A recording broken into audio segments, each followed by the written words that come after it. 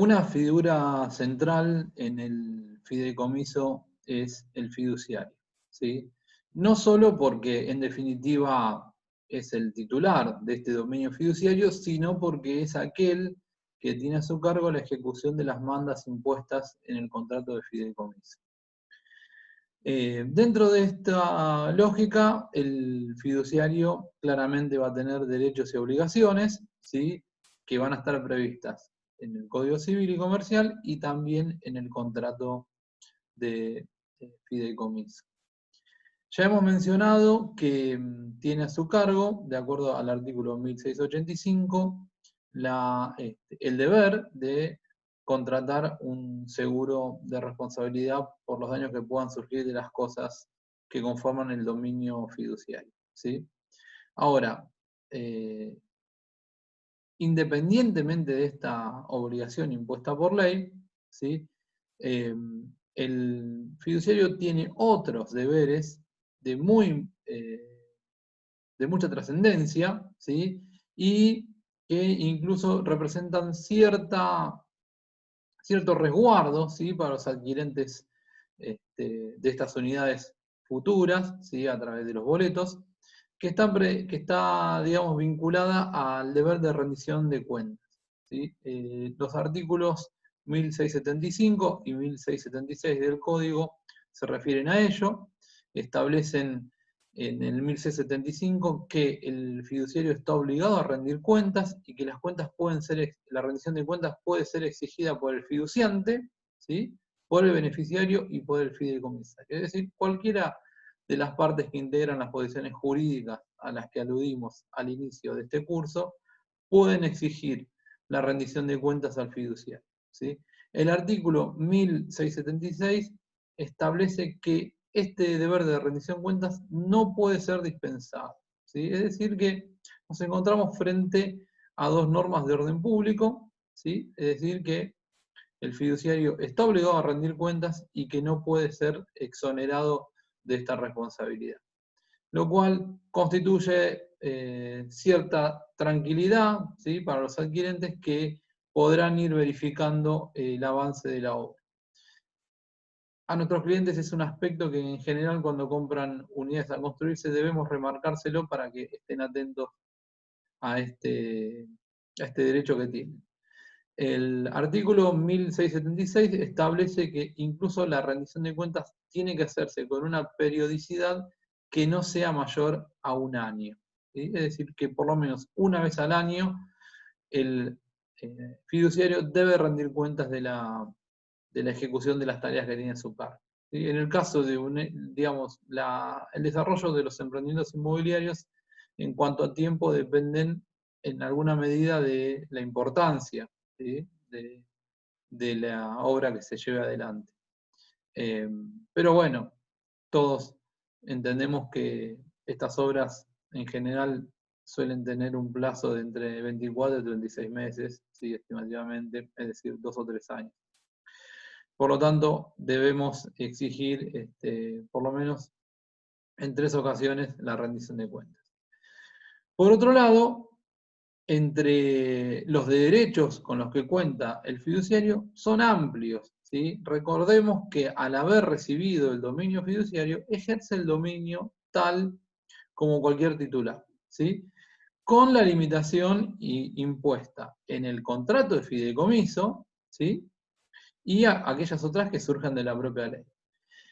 Ahora bien, si no se han previsto limitaciones, el fiduciario puede enajenar, ¿sí?, los bienes que integran el dominio fiduciario, puede gravarlos, ¿sí?, es decir, que puede realizar todo tipo de actos de administración y disposición como cualquier titular.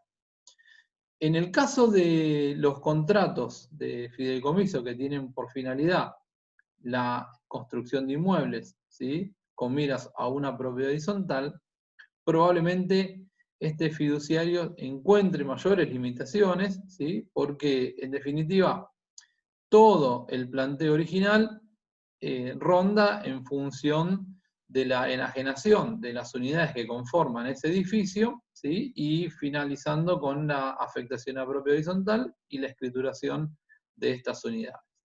Por lo tanto, no resulta, eh, no resulta irrazonable pensar que en este contrato el fiduciario va a estar impedido, por ejemplo, de enajenar, ¿sí?, el inmueble, o es decir, el terreno en el cual se asienta el edificio. Es decir, él va a estar habilitado seguramente a enajenar esas unidades al construirse y a otorgar las escrituras a la conclusión del proyecto, pero seguramente en el contrato original le estará vedado la enajenación del terreno sobre el cual se desarrolla la obra.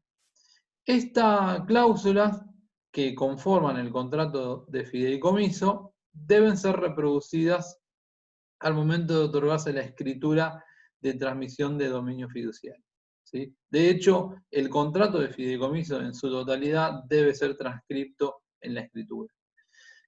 Y en el caso de los impedimentos, prohibiciones o limitaciones impuestas al fiduciario, debe dejarse constancia de ellas al momento de la registración de este título, ¿sí?, de constitución de dominio fiduciario en el registro de la propiedad inmueble.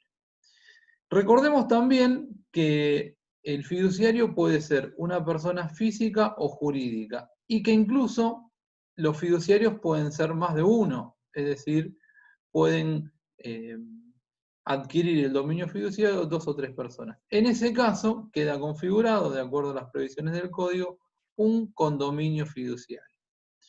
Acá tenemos dos aspectos.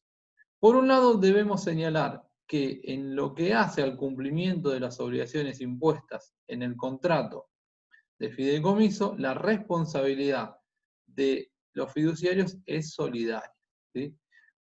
En lo que hace a la ejecución de actos de disposición de o del inmueble o de los inmuebles que conforman el dominio fiduciario, ¿sí?, los actos deben ser otorgados de manera conjunta, dispone el código, salvo pacto en contrario. Es decir, salvo que se haya pactado en el acto constitutivo y que se haya reproducido en la escritura de constitución de este condominio fiduciario, que cualquiera de las partes pueden disponer de los bienes de manera indistinta, es decir, sin contar con la conformidad de la otra.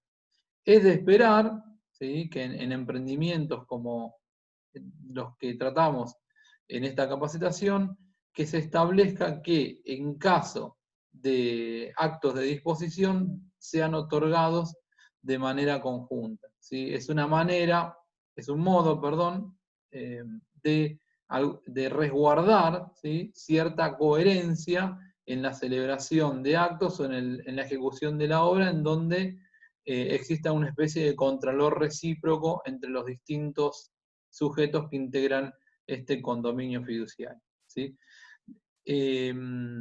Como condominio, debemos apuntar que se trata de un condominio de indivisión forzosa temporal, ¿sí? En atención a que el contrato de fideicomiso no puede tener una duración mayor a los 30 años, lo mismo sucede con los bienes fideicomitivos, ¿sí? Sin perjuicio de que en el caso concreto del fideicomiso para la construcción, probablemente el plazo sea mucho menor al máximo previsto en la norma.